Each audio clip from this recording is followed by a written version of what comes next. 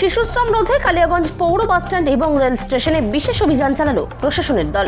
বুধবার বিকেল 3টে নাগাদ শিশু শ্রমিকের খোঁজে কালিয়াগঞ্জ রেল স্টেশনে রাধিকাপুর তেলতা ডেমো ট্রেনে তল্লাশি ও জিজ্ঞাসাবাদ চালানো হয়। পাশাপাশি পৌর বাসস্ট্যান্ডে বেশ কিছু গাড়িতে শিশু শ্রমিকের সন্ধানে তল্লাশি অভিযান হয়।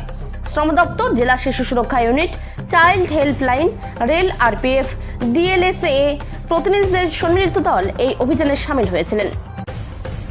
কালিয়াগঞ্জ থেকে অনুপ জয়সওয়ালের রিপোর্ট, বিগ নিউজ বাংলা।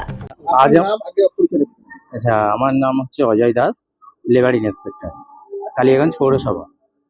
আজকে আমাদের দ্বিতীয় ক্যাম্পেন, চাইল্ড লেবার রেস্কিউ ক্যাম্পেনের দ্বিতীয় দিন। গতকাল রায়গঞ্জে হচ্ছে, আজ হচ্ছে কালিয়াগঞ্জ রেলওয়ে স্টেশন এবং বাস স্ট্যান্ডেও আছে।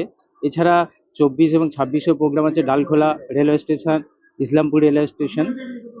মূলত আমাদের এই প্রোগ্রামটা সারা বছরই হয়। চাইল্ড লেবার রেস্কিউ আমাদের সারা বছরই হয়, এটা স্পেশাল ক্যাম্পেইন আছে। আর এখানে আমাদের আমরা উপস্থিত আছি district child protection unit, labour department, child helpline unit, GRPS, railway department, RPF এবং ডিএলএসএ তরফ থেকে অফিসিয়ালরা আছে। এগুলো মূলত ধরুন চাইল্ড যারা বুঝিয়ে বাজিয়ে গরিব যারা বা অন্যান্য শ্রেণীর যারা হচ্ছে বাবা মা হয়তো অন্য কাজের সঙ্গে যুক্ত, অশিক্ষিত, সেই সব চাইল্ডগুলোকে নিয়ে বাইরে পাঠিয়ে দেওয়া হয়।